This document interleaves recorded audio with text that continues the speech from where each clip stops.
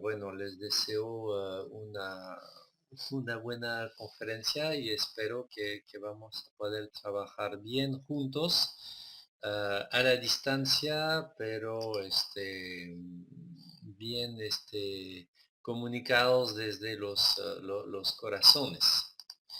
Entonces, el tema que nos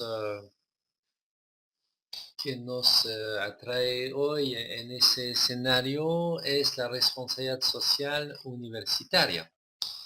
Y esa responsabilidad social universitaria debería ser un tema extremadamente fácil de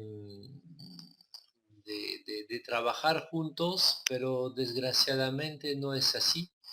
Hay muchos desentendidos sobre lo que es, porque como tenemos una formación ética extremadamente estrecha en este momento, demasiado reducida a la dimensión del buen comportamiento personal, y como tenemos una poca visibilidad de los riesgos globales que nos trae la globalización, no entendemos bien lo que es una responsabilidad que no es personal y que sería social. Entonces, el gran impedimento mental que todos tenemos y que debemos sacarnos de nuestro cerebro es pensar que la responsabilidad universitaria es una responsabilidad moral de la universidad para con la sociedad. Al contrario, la responsabilidad social es una responsabilidad de la sociedad consigo misma a través de todas las organizaciones, incluidas las universidades como una de las tantas organizaciones que deben trabajar esa responsabilidad social, ¿no? Entonces, como no entendemos eso, tenemos todos en la cabeza que la responsabilidad social universitaria es otro nombre para hablar de la extensión. Y ahí es muy fácil, en nuestra pequeña cabeza tenemos las tres funciones sustantivas, formamos gente, investigamos un poquito y tenemos extensión y proyección social solidaria. Nos encargamos de hacer unos proyectos solidarios, tenemos en México el servicio social, etcétera. Entonces entendemos que la responsabilidad social es esto, es la responsabilidad moral de la universidad para con los más necesitados en la sociedad. Está desgraciadamente totalmente equivocada esta manera de ver la cosa. Y estamos hoy día para tratar de entender por qué está equivocada y por qué nos conduce al mismo callejón sin salida de algunos actos generosos sin impacto social, sin impacto formativo, sin impacto de investigación, sin impacto para nada, ¿no? Entonces vamos a empezar y no podemos empezar directo definiendo la responsabilidad social universitaria porque lo primero que debemos absolutamente definir son nuestros riesgos globales actuales. Esos riesgos globales tienen un solo nombre, se pueden resumir en un solo nombre: la insostenibilidad planetaria de la humanidad. La humanidad no cabe en el planeta. Por eso lo tenemos en la mano. Entonces nosotros que lo tenemos en la mano, ese planeta, ni sabemos dónde estamos en este momento. ¿Qué está pasando? Pasa lo que les pasa a estos dos hombres que en ese famoso cuadro de Goya se están peleando. Se pelean esos hombres, pero si ustedes miran detenidamente el cuadro, van a ver que estos hombres pelean en arenas movedizas, ¿no? Entonces, obviamente a la pregunta ¿quién de los dos va a ganar la pelea? Ya tenemos todos la respuesta: ninguno de los dos. si siguen peleando así, van a morir porque se están hundiendo. El problema de estos dos tipos es que no pueden mirar hacia abajo, no tienen tiempo porque deben absolutamente mirar al contrincante y evitar los golpes y golpear a su vez. Entonces, el problema de esos dos hombres es que están mirando sus actos, pero no pueden mirar sus impactos. La palabra impacto es la palabra mágica de la responsabilidad social.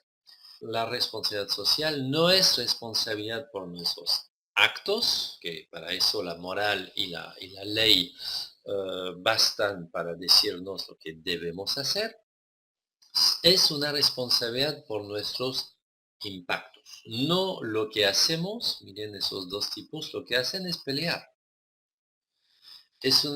Los impactos es lo que hace lo que están haciendo ellos. Es decir, al pelear, que son sus actos, se van hundiendo, ¿no? Entonces, ninguno de los dos hace el hundimiento, pero el hundimiento es consecuencia colateral e invisible de los actos de cada uno de ellos. Una vez que hemos entendido esto, hemos entendido todo de la dificultad de pensar una responsabilidad social. Los impactos son invisibles.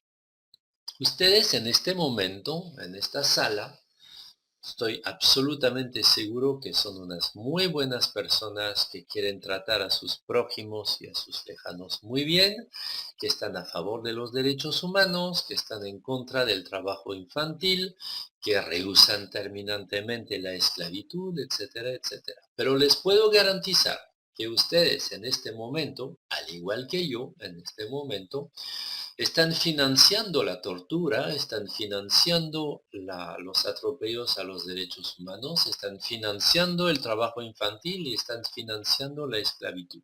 ¿Cómo? ¿Por qué? A través de la ropa que tiene puesta, está financiando obviamente el trabajo infantil y los atropellos a los derechos humanos, al mismo tiempo que los atropellos al medio ambiente.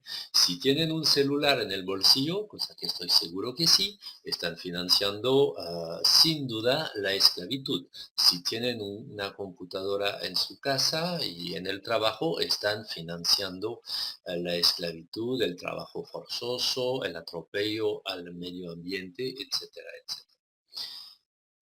Ven a dónde quiero llegar. Ustedes no hacen esto.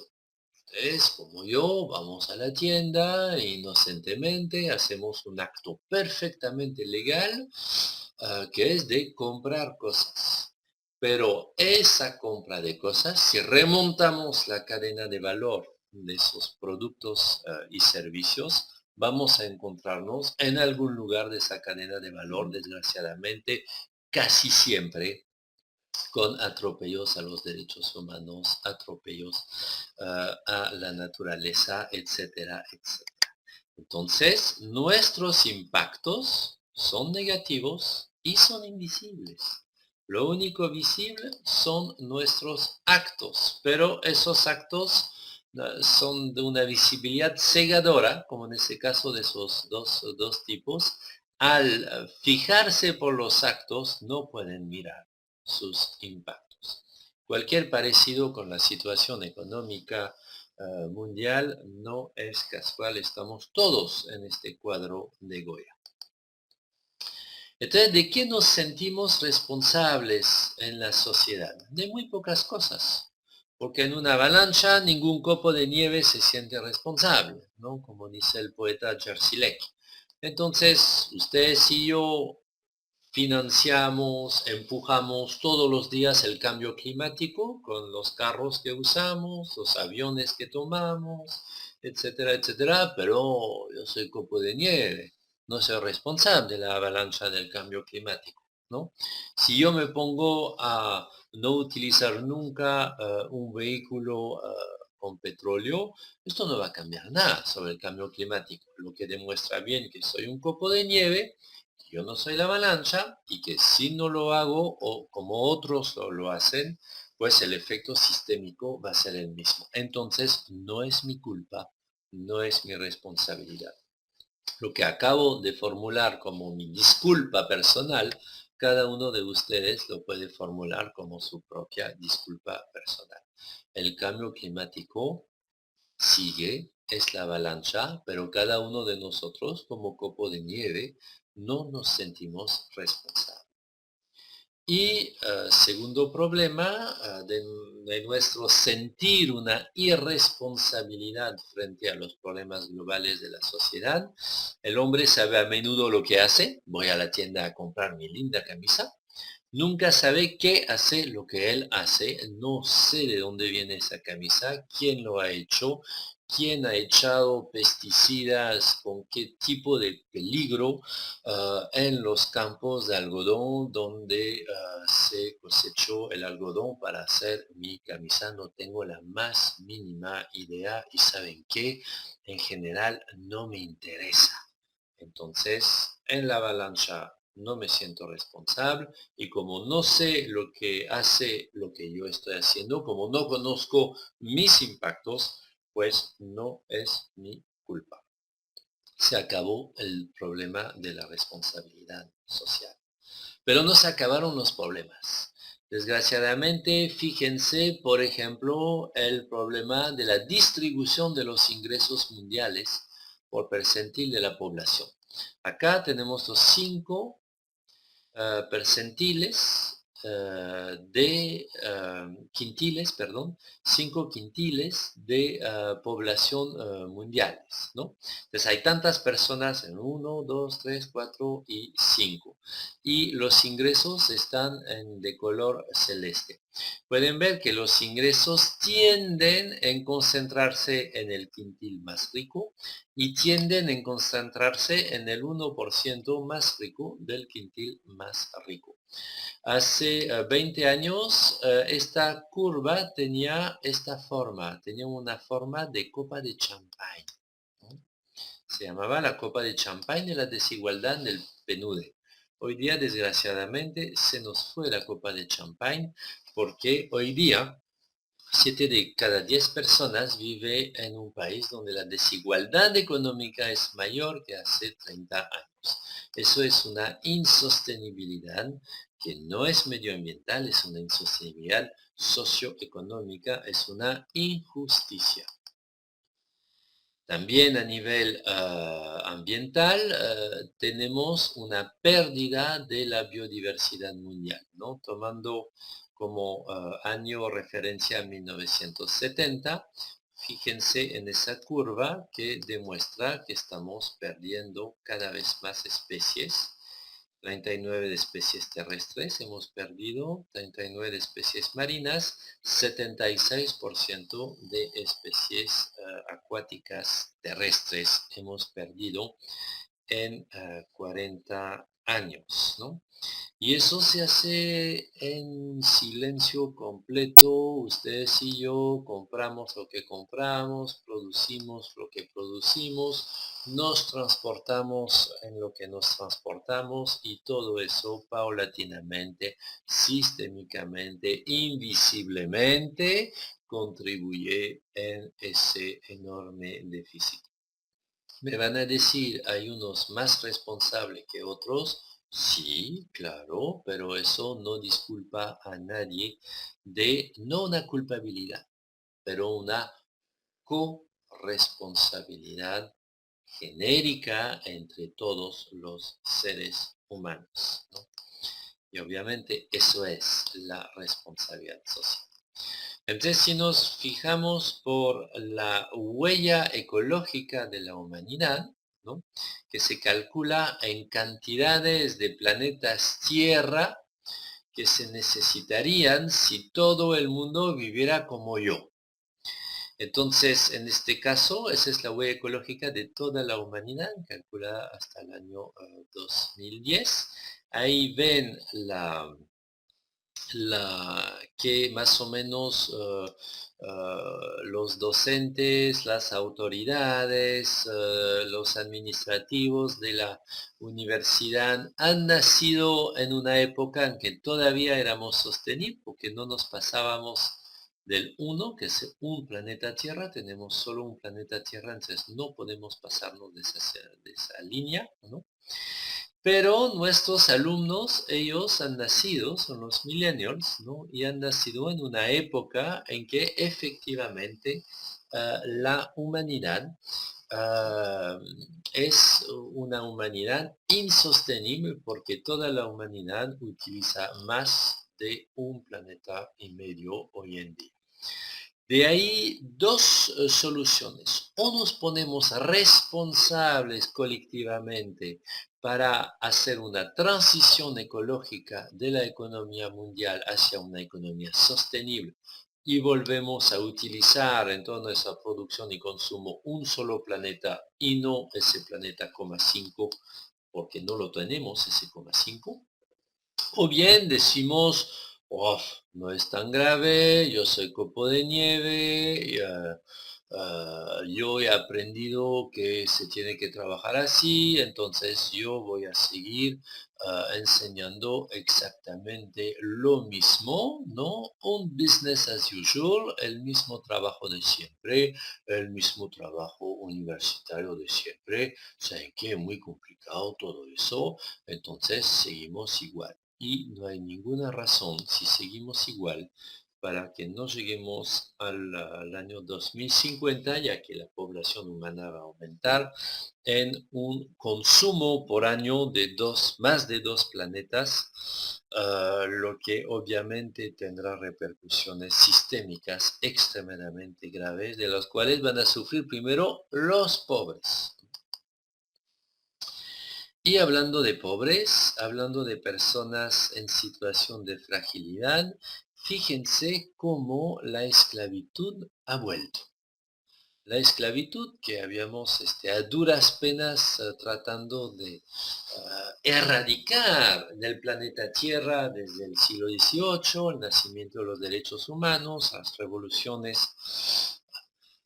en Europa y otras partes del mundo después, la liberación de los estados americanos, ¿no es cierto? Y habíamos suprimido en gran parte la esclavitud. Pues ha vuelto la esclavitud y les puedo decir que un esclavo de hoy cuesta muchísimo menos que un esclavo del tiempo de la colonia. Sencillamente porque este esclavo, esta esclava, este niño, es una víctima muchas veces de traslado de personas, ¿no? De migraciones clandestinas e informales de personas durante los cuales son captados por mafias y trata de personas, ¿no? Entonces, ese es un tema muy grave y que nos conduce obviamente a otra vez una insostenibilidad social, ¿no? No me digan que no hay relación entre el esclavo y ustedes. A través, otra vez, de las cosas que compran hay una relación directa. Ustedes pueden calcular su huella ecológica personal. Hay varias páginas web que lo hacen, y es un quiz muy simple, para calcular si todo el mundo viviera como usted, cuántas planetas Tierra se necesitaría, ¿no? Y también puede calcular en esta página de Made in a Free World su huella de esclavos personal, ¿no? Y otra vez es un cuestionario sobre sus hábitos de compra y le va a decir, le va a facturar al final cuántos esclavos están trabajando para ustedes. Entonces son datos reales, no es un bla bla bla. Y esos datos reales podemos, gracias a la investigación, bajar un poco más y, por ejemplo, ver cuál es la influencia de la industria química sobre la fertilidad humana. Es un tema poco hablado, pero extremadamente grave. Acá les tengo algunas cifras, unas son mundiales, otras son cifras para Francia nomás. Pero son graves y, por ejemplo, tasa de parejas que no pueden concebir después de 12 meses de intento, calculado en Francia, 14% en el año 91, 24% en el año 2012. En 20 años la cifra casi se duplica. ¿Por qué? Pues porque en los productos de higiene y belleza que nos ponemos en la piel hay perturbadores endocrinos y porque en los productos que ingerimos en nuestra dieta diaria hay productos que, aunque respeten los límites legales permitidos, son potencialmente tóxicos, ¿no? Entonces, entramos en una fase de la humanidad que los ecólogos conocen bien, ¿no? Cuando los ecólogos estudian el comportamiento de una especie dentro de un ecosistema, se dan cuenta que todas las especies siguen ese, ese esquema, ¿no? Una especie siempre en un ecosistema empieza explotándose a sí misma, tratando de desarrollarse, de adaptarse a su ecosistema con poca conectividad y poco potencial entre los elementos. Si le va bien, llega al momento de consolidación, que es el momento K. La especie domina muy bien su ecosistema, es nuestro caso, la humanidad en este momento domina todo el planeta Tierra. Y obviamente en el momento de consolidación viene automáticamente el momento de destrucción, ya que todos los individuos de la misma especie viven del mismo modo, entonces hacen una misma presión sobre el ecosistema. Si por ejemplo hay muchos lobos en un bosque, en el momento de consolidación de tantos lobos en el bosque, pues viene el momento de destrucción, ya que muchos lobos significan poca comida, entonces autodestrucción, ¿no? ¿Qué cosa es la sostenibilidad? No, no es una palabra fofa como la utilizamos regularmente, es una palabra técnica, científica, que significa exactamente la capacidad de una especie de resistir a su destrucción, cruzando el camino que va desde omega hasta alfa para su reorganización en su ecosistema, ¿no? Pudiendo así reempezar el ciclo, adaptarse a los problemas que ella misma causa, ¿no? Y a responder en forma sostenible a los problemas de su propio entorno, ¿no? Entonces, ¿quién dice sostenibilidad? Dice resiliencia. ¿Quién dice resiliencia? Dice reorganización. Nosotros los seres humanos, es bien simple, o bien nos reorganizamos, abandonamos todo lo que estamos diciendo en este momento en las universidades, reformulamos todas las mallas curriculares, ¿no? Para hablar ya no de monocultivo industrial, sino de ecología, de perdón, agroecología, o bien reformulamos todo lo que se dice sobre la gestión empresarial y empezamos a hacer gestión de impactos, o bien reformulamos todo lo que se dice sobre gestión pública y empezamos a seguir los objetivos de desarrollo sostenible, etcétera, etcétera. Cambiamos todos los cursos de economía, cambiamos todos los cursos de educación, cambiamos todos los cursos de ética, y si no hacemos eso, no nos vamos a reorganizar ni en la mente, entonces ni en los actos, y no vamos a escapar de la autodestrucción. Prefiero ser crudo así para que ustedes reaccionen que seguir con un discurso más fofo, más blando, más políticamente correcto, pero que no tiene ningún efecto, desgraciadamente, porque el tiempo pasa y todo se pone absolutamente peor.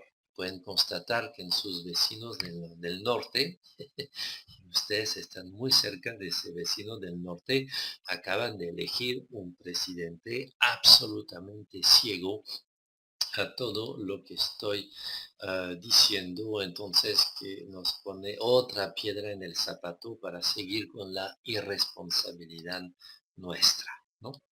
Entonces, ¿en qué momento estamos en nuestra universidad a nivel mundial? Harvard no está mejor que su universidad, ¿no? Estamos en ese contexto.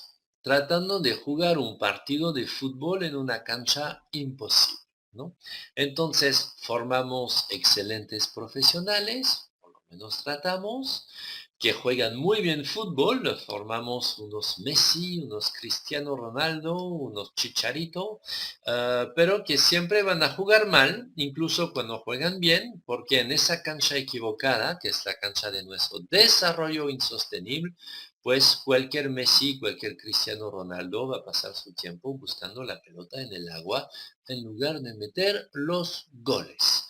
Desde luego, si formamos muy bien en una excelente universidad egresados que van a ir a trabajar para ese desarrollo insostenible que es el nuestro actual, que provoca atropellos a la naturaleza, atropellos a los derechos humanos, esclavitud, etcétera, etcétera, pues vamos a hacer algo contrario a nuestra propia misión, visión y deseos, buenos deseos valóricos, ¿no? Entonces, lo primero debemos absolutamente cambiar los lentes de nuestra ética, que es una ética obsoleta, una ética de familia, de la iglesia, de la misa en la escuela primaria, o del profe en la escuela secundaria y que está absolutamente superada por los problemas que tenemos, ¿no? Si no me creen, miren este juego con 3 escenarios desarrollado por un profesor de la escuela de Nueva York.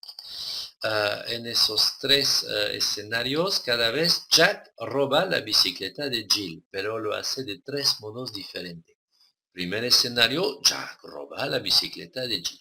Ahí su ética de casa, de la capilla, de la misa en el colegio le funciona muy bien.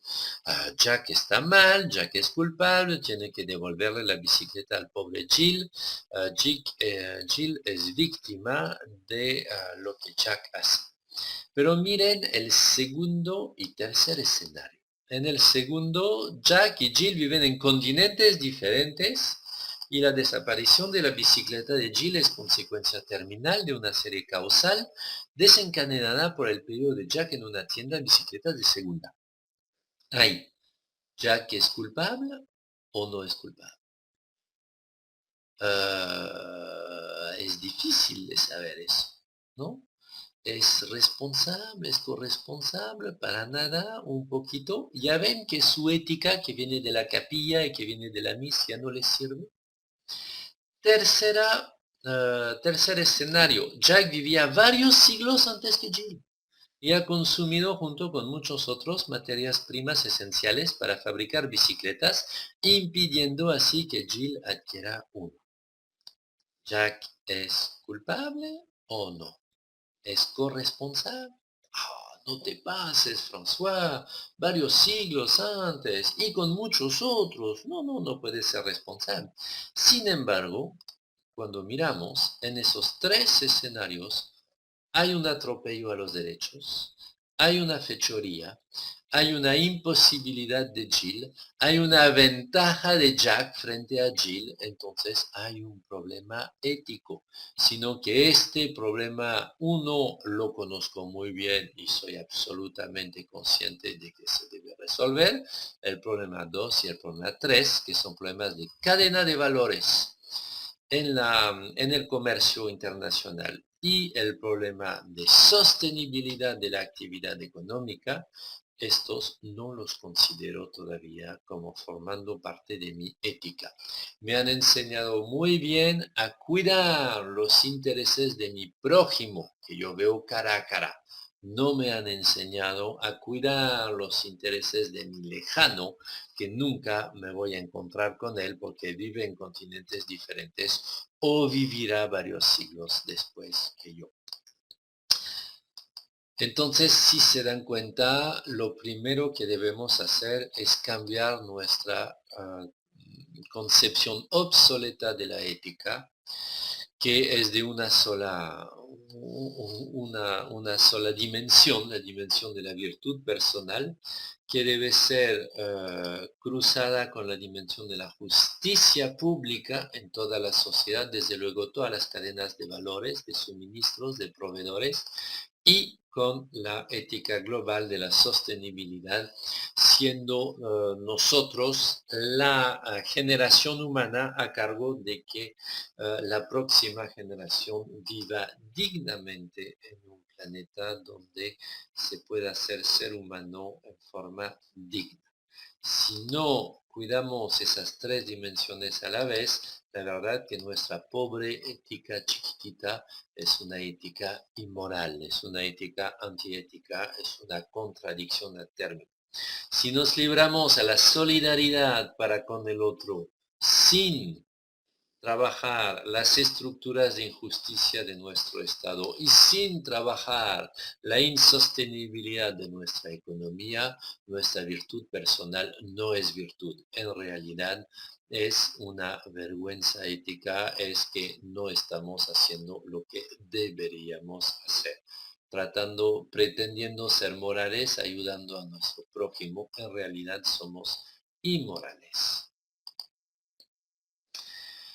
Pero mi discurso no está hecho para que ustedes se vayan a suicidar saliendo de la sala. Al contrario, hay que ser optimistas y muy proactivos, porque las soluciones sistémicas innovadoras sí existen. Y ese bebé, que es el futuro Jill, que va a montar su futura bicicleta, puede reírse como el Buda porque hay mucha posibilidad, ¿no?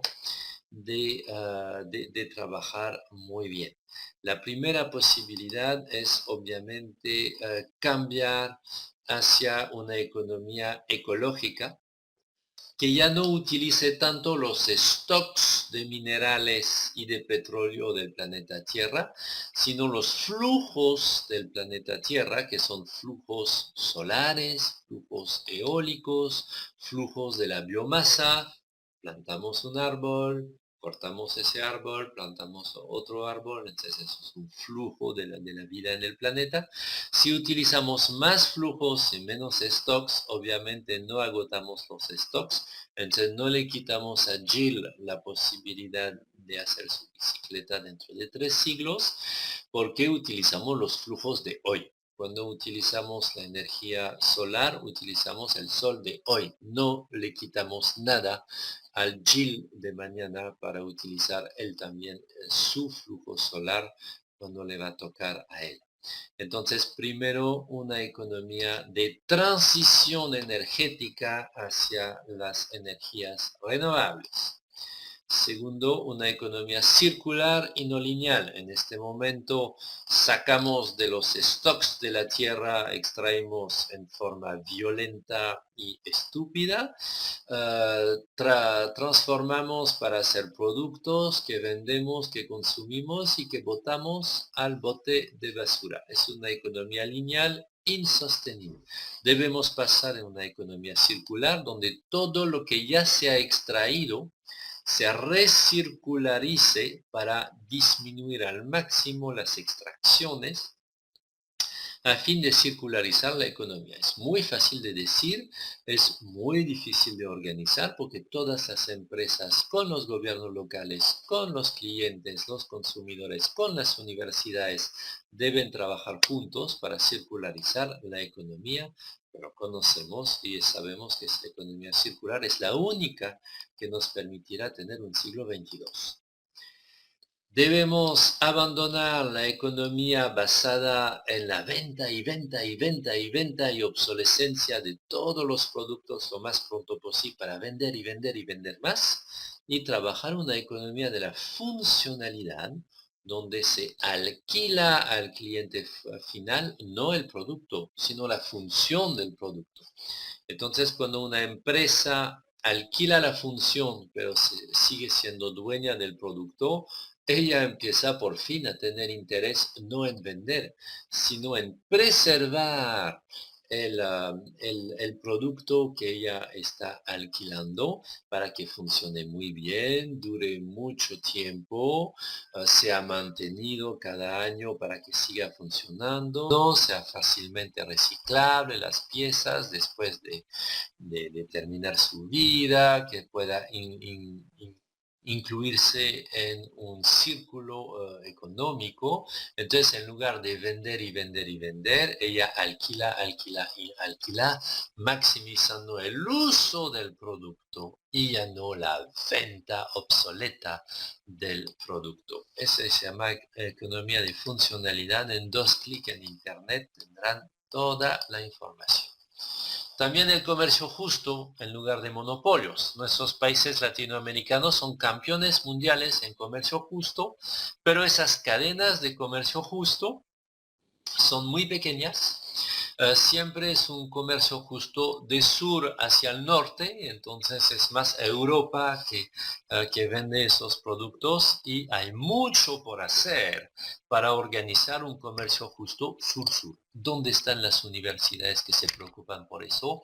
Por el momento no hay muchas. Cuando las hay es un escándalo. Debemos absolutamente quebrar los monopolios comerciales de esas 5 o 6 grandes multinacionales que roban todo el valor de las cadenas de comercio a través del mundo y organizar cadenas de comercio justo sur-sur para que el cliente consumidor ético bien formado en una universidad en México compre el producto local mexicano bien hecho por un productor bien remunerado en una cooperativa que se encargue con la plusvalía de esa venta de hacer desarrollo local para que todo el mundo esté feliz y disminuyemos la pobreza, la violencia, la inseguridad, etcétera, etcétera, y los atropellos a los ecosistemas, ¿no? Comercio justo, 2 clics en Internet. También agroecología en lugar del monocultivo industrial. Lo siento mucho, pero el monocultivo industrial ya se ha comprobado con muchos estudios de expertos internacionales. El monocultivo industrial, que es el modelo que vendemos en las universidades hoy, es un modelo absolutamente letal para el planeta que conduce al empobrecimiento de las tierras, en la baja a mediano y largo plazo de todos los rendimientos, en las enfermedades crónicas para los agricultores, en el éxodo rural porque aumenta el desempleo y entonces las migraciones del campo hacia la ciudad, etcétera, etcétera. La única buena agricultura que va a alimentar con enormes rendimientos la población mundial dentro de 50 años es la agroecología, sobre todo una agroecología de punta, es la permacultura. Les invito a trabajar este tema de la permacultura y a ver los informes de IPES Food, por ejemplo, que son tajantes. La agroecología tiene rendimientos muy por encima de los rendimientos de los monocultivos. Pero claro, es otra organización, pide al universitario que salga de su linda universidad a meter los 2 pies en el campo con el campesino para que se vaya trabajando juntos el experto, el campesino, las cooperativas de comercio justo, hacer toda una reorganización de la agricultura y que la gente no abandone el campo y que la gente quede en el campo y un campo donde se pueda vivir bien para alimentar bien a nuestras ciudades, ¿no? Bueno, acá están 5 soluciones que existen en el comercio justo desde los años 60. Entonces, todo eso está dicho desde hace muchísimas décadas, pero ¿por qué no se enseña esto en la universidad? ¿Ustedes quieren saber cuál es su responsabilidad social universitaria? Pues muy bien, es su universidad, su responsabilidad social universitaria es sencillamente, ¿no?, cambiar su malla Doctor, curricular. Entonces, ¿qué es la responsabilidad social? Bueno, ya lo entendemos, es una responsabilidad colectiva y no personal. y es una responsabilidad por los impactos más que por los actos. Eso lo dice y lo repite la ISO 26000 y todas las personas serias que hablan de responsabilidad social hoy. Responsabilidad por los impactos, ¿no? Entonces tenemos tres tipos de responsabilidad básicas: la responsabilidad moral, que es personal; la responsabilidad jurídica, que es esa responsabilidad personal que el Estado nos otorga a través de la ley, y esas dos responsabilidades son responsabilidad por nuestros actos imputables a nosotros, los autores de dichos actos, ¿no? Mientras que la responsabilidad social es una responsabilidad diferente porque es una corresponsabilidad entre todos los interactores sociales, ¿no? ¿Por qué? Por los impactos sociales que conducen a patologías sociales de los cuales en este momento no logramos librarnos con nuestro desarrollo insostenible. Entonces, todo el problema es cómo instituir esa corresponsabilidad entre todos los actores. Pues se hace primero teniendo un buen concepto de responsabilidad social. Si mi concepto de responsabilidad social es un concepto filantrópico, no tengo salvación. Pero sí entiendo de que el fin de la responsabilidad social de las organizaciones es el desarrollo justo y sostenible de la sociedad, que el medio de la responsabilidad social es la participación de todos los actores, las partes interesadas en esa sociedad, y que el contenido es la gestión de impactos. Puedo empezar desde mi organización, la universidad en este caso, a trabajar los impactos negativos de la universidad, que los vamos a ver ahorita, y los impactos positivos que puede producir esta universidad, con participación de los estudiantes, docentes, administrativos y las partes interesadas externas para la mejora continua tanto de la universidad como del territorio hacia ese desarrollo justo y sostenible. Entonces, entienden que la filantropía nos sirve, las buenas acciones solidarias no nos conducen a un cambio. Las certificaciones de gestión de la responsabilidad social empresarial mejoran un poquito, pero mejor es la innovación social y ambiental desde el core business de las organizaciones. Todavía mejor son las alianzas territoriales para un nuevo modelo de desarrollo, porque lo que queremos es un cambio sistémico, es un cambio sistémico, ¿no? Entonces, si se dan cuenta, los primeros peldaños, que son los peldaños más difundidos del día de hoy por las empresas, son la pequeña filantropía para sentirme buenito, la pequeña certificación para tener la medalla de la empresa socialmente responsable, y un poquito de innovación social de tiempo en tiempo. Eso es responsabilidad social solitaria, lo que puedo hacer en mi rincón y no cambia nada.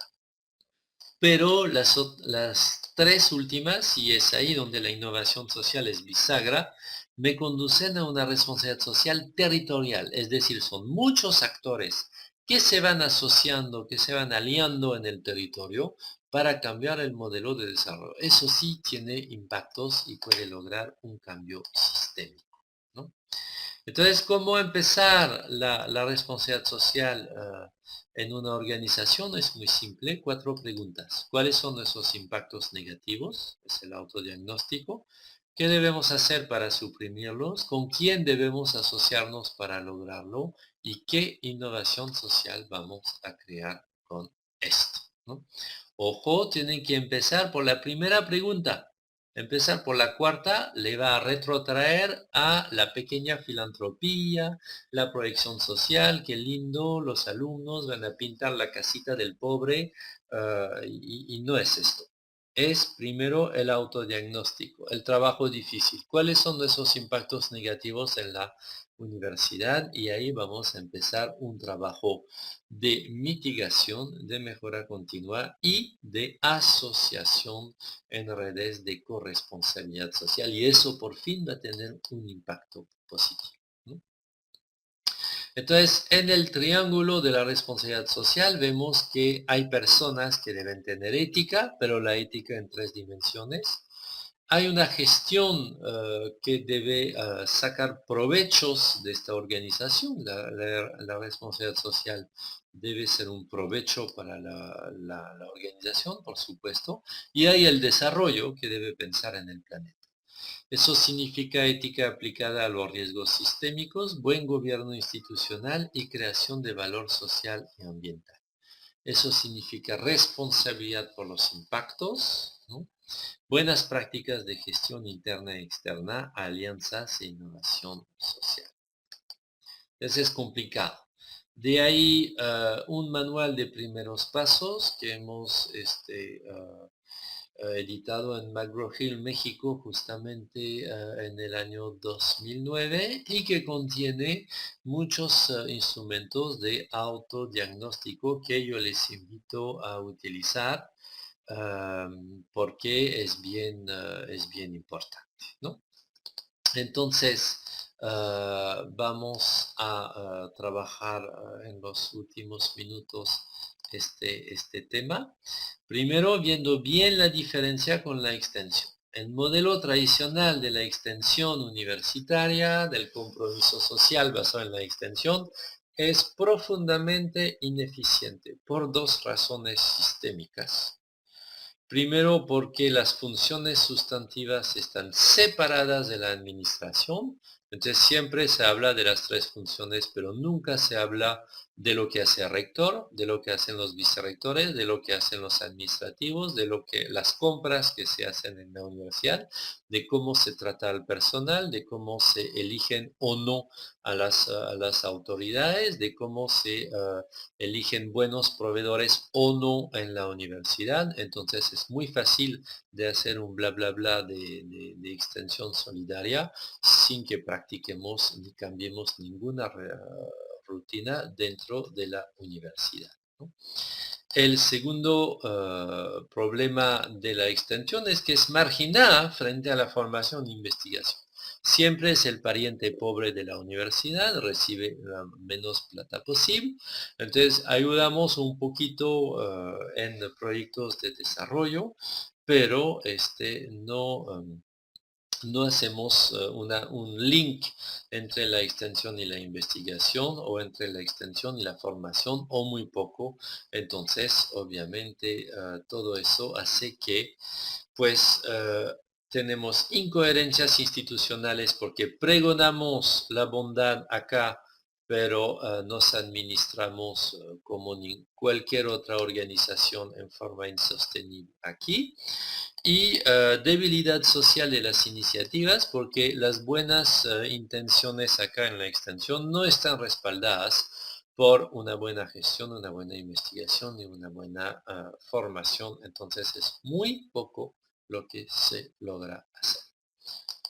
Entonces debemos pasar a un enfoque de impactos. La responsabilidad social universitaria es la gestión de los impactos universitarios, que son de cuatro tipos: impactos laborales y ambientales a nivel de gestión, impactos sociales a nivel de extensión, impactos educativos a nivel de formación y cognitivos a nivel de investigación y decisiones epistemológicas. Ojo, lo más importante son los impactos educativos y los impactos de investigación. Currículo oculto, enseñamos cosas que no sabemos que las enseñamos, pero sí las enseñamos. Y prejuicios epistémicos solapados, tenemos en la cabeza ideas equivocadas, cosa que hace que descuidamos lo que deberíamos enseñar y seguimos enseñando como en el siglo XIX, cosas que son absolutamente obsoletas y que ya no deberíamos enseñar. Entonces hay que ver, hay que mirar, hay que autodiagnosticar los impactos negativos de la universidad. Sé, no es muy agradable mirar los trapos sucios en casa, pero hay que hacerlo, es el aspecto terapéutico de la responsabilidad social universitaria. Entonces hay muchas incongruencias a nivel de la organización. Hay muchas incongruencias a nivel de la educación, hay muchas incongruencias a nivel de la cognición y ahí las exigencias de las acreditaciones son un enorme problema, por ejemplo, ese mero afán de publicación y rankings, las exigencias del SNI, etcétera, etcétera, muchas veces van en contra de lo que deberíamos hacer. Y nuestra misma extensión solidaria no está exenta de asistencialismo, de paternalismo, de fairwashing, actuamos bien pero para lavarnos la cara, o peor, de mercantilización de nuestra extensión, ¿no? Entonces, en el modelo RCU debemos trabajar los cuatro aspectos, ¿no? Para tratar esos impactos. Pero ¿cómo los tratamos? Pues lo tratamos con lo que hay. Es decir, los mismos estudiantes con sus profesores trabajan el aprendizaje-servicio para mejorar el campus. Por ejemplo, cambiar toda esa comida basura que se vende en nuestros campus por comida orgánica de cadenas de comercio justo locales, ¿no? Ahí tienen trabajo para los próximos años. Y obviamente trabajo de aprendizaje de innovación social hacia el entorno. Si trabajamos bien la comida sostenible, eso nos va a conducir en el entorno a juntarnos con cooperativas agrícolas de comida orgánica, entonces vamos a mejorar el trato y el comercio justo en el campo alrededor de la universidad. Y trabajar la investigación-servicio. La inmensa mayoría de nuestras tesis de maestría, tesis de licenciatura, tesis de doctorado, no tienen ningún efecto social pertinente. Entonces podríamos empezar a trabajar la investigación-servicio como a través de la investigación mejorar el campus y mejorar el territorio, ¿no? Entonces, si hacemos eso, se dan cuenta, haciendo lo que hacemos siempre, enseñanza, aprendizaje e investigación, vamos transversalizando, sinergizando y alineando todos los cuatro procesos de la universidad hacia la RSU. Desde luego pasamos de ese modelo de la extensión que es obsoleto y no conviene, a un modelo de responsabilización donde alineamos los cuatro procesos, ¿no? Básicos de la universidad hacia lo que debería ser. Pero esto tampoco es suficiente, debemos pasar a una universidad ciudadana, una universidad que deje de pensar que ella sola tiene la solución y empiece a trabajar con todos los demás sectores, la ciudadanía, los sectores públicos, las ONGs, las organizaciones de la sociedad civil, el sector privado, las empresas, para una sociedad justa y sostenible. La finalidad de la RSU no es la universidad sostenible, es la sociedad sostenible. Entonces, pasamos de un modelo que solamente produce buenas prácticas, cosa que no está mal, pero no es suficiente, a un modelo que produce buenas organizaciones y sobre todo buenos territorios, ¿no? Pueden ver que hay mucho pan por rebanar y que estamos todos en pañales, en ninguna universidad ahora logramos hacer todo lo que deberíamos hacer, ¿no? Por eso debemos aprender poco a poco, ¿no? Aprender y caminar. Caminar con los dos pies, vigilar que somos parte del problema, tenemos impactos negativos, y promover los impactos positivos porque somos también parte de la solución. Entonces, si trabajamos bien, mejoramos hacia adentro, innovamos hacia afuera, y las mejoras internas invitan a la participación territorial. La participación territorial invita a las mejoras internas. Así vamos caminando poco a poco, ¿no? Lo que nos conduce a un nuevo perfil del egresado, como esta Mónica Mulder en la tienda IKEA, que le habían pedido de crear una regadera de jardín, ¿no? Y no quería crear una regadera como todas las demás, que no se pueden apilar, entonces siempre hay muchas cajas con mucho aire que transportan pocas regaderas en muchos camiones en todas las tiendas donde se van a distribuir. Entonces la regadera diseñada en forma clásica es insostenible y echa mucho CO2 y más bien la regadera que Mónica Mulder logró diseñar es una regadera apilable, pueden ver acá, son apilables, tiene una forma rara, innovadora, desde luego se meten muchas regaderas en pocas cajas, en pocos camiones. Entonces sostenible. Lo que interesa en ese ejemplo es el tipo de reflexión de esta persona, de esta señorita.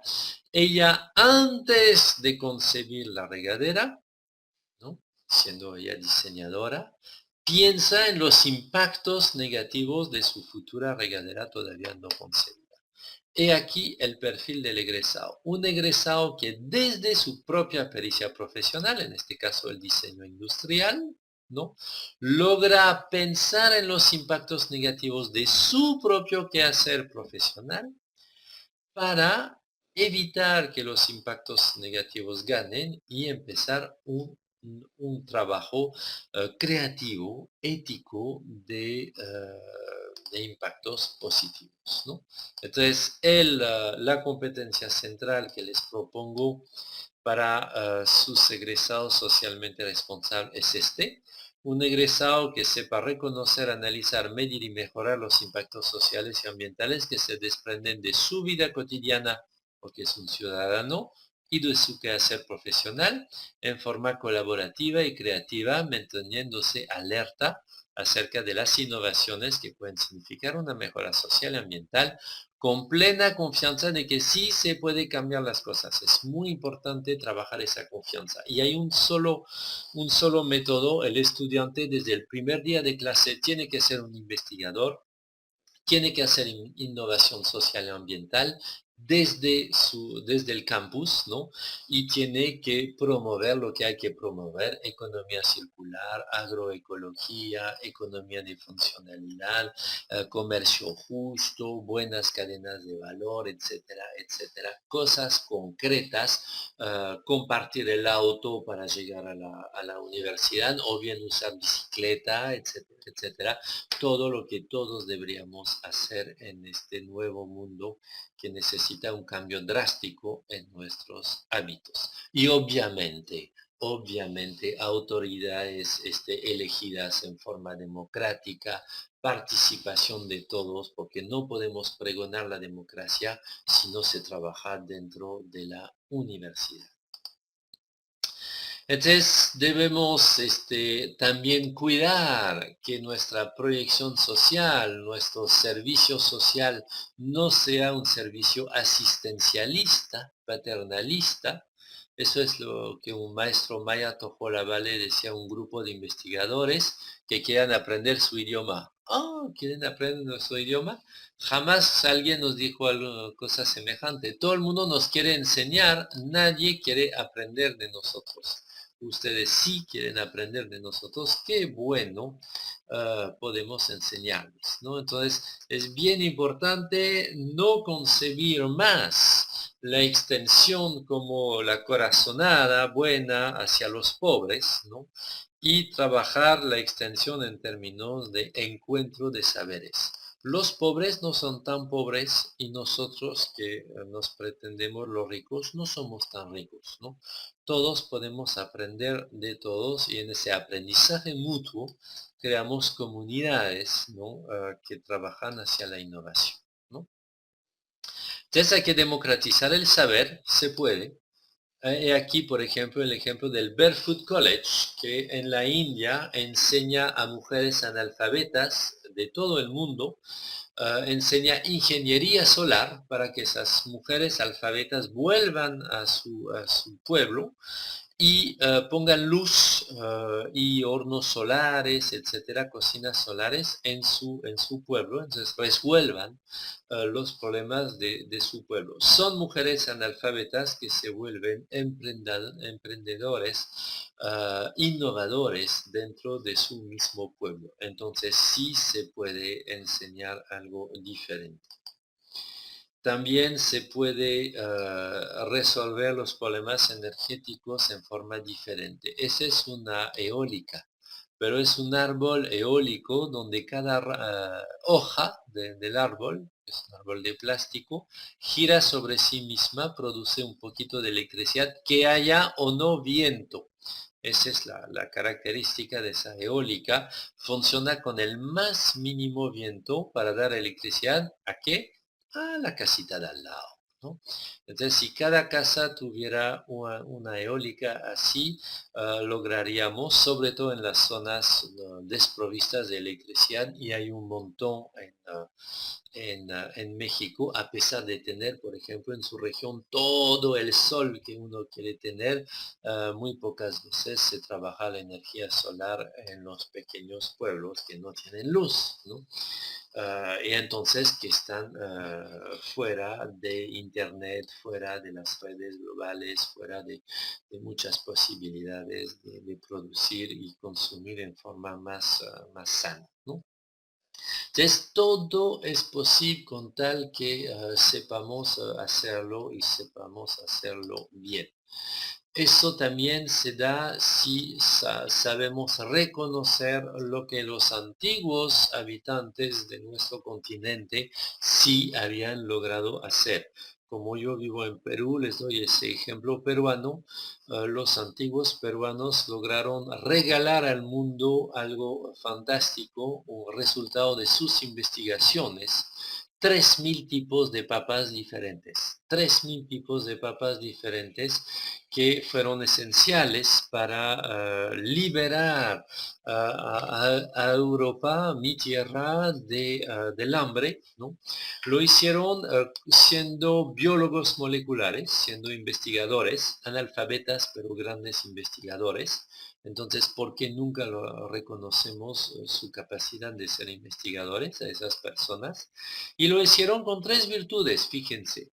Munay, Yankai, Yachay, las tres virtudes andinas que significan Munay, el amor, el cariño para hacer las cosas; Yankai, el trabajo productivo, trabajo fructífero; y Yachay, la sabiduría. Si supiéramos escuchar un poquito más a los pueblos autóctonos del continente y tener un poquito menos de soberbia académica y menos este afán de parecernos a la top ten de las universidades anglosajonas, a los cuales nunca nos vamos a parecer porque no tienen el mismo presupuesto que nuestras universidades del continente latinoamericano, quizás resolveríamos mejor los problemas de nuestros territorios y los problemas intestinos de nuestros campos, ¿no? Entonces a mí solamente me queda agradecerles su escucha y agradecerles en idioma runasimi, en idioma de los antiguos incas del Perú, Añay Sonjoy Ucumanta Pacha. Gracias desde el corazón profundo de la tierra, desde tu igual, porque tú y yo somos tierra. Muchas gracias.